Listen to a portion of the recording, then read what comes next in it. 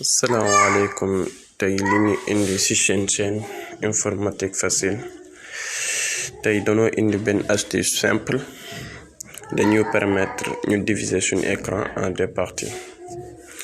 Bala vidéo bi di commencer ñu ngi leen di ñaan ngeen abonné ci chaîne bi te ñi abonné ngeen partager vidéo yi pour mën a woo ñeneen ñi.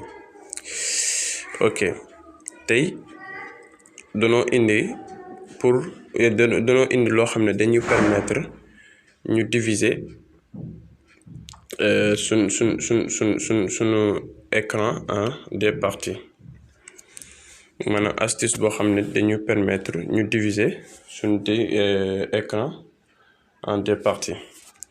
Pour def loolu nag dañuy ñëw ci trois barres yi ñu gis fii ni ci suuf fii ni ñu cliquer ko.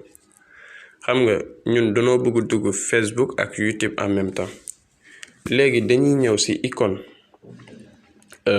YouTube bi ñu bës ko, ñu ñëw ouvrir dans l'affichage contextuel ñu cliquer ko, moo nekk nii. ok, YouTube ñëw na. ñu ñëwaat encore beneen application bu ñu bëgg a ubbi ak YouTube wala par exemple ñu ñëw ci Facebook ñuy bosaat icône, ñu ñëw la même chose, ouvrir dans l'affichage contextuel. ok, xam nga Facebook ngi ni, YouTube ngi ni. ok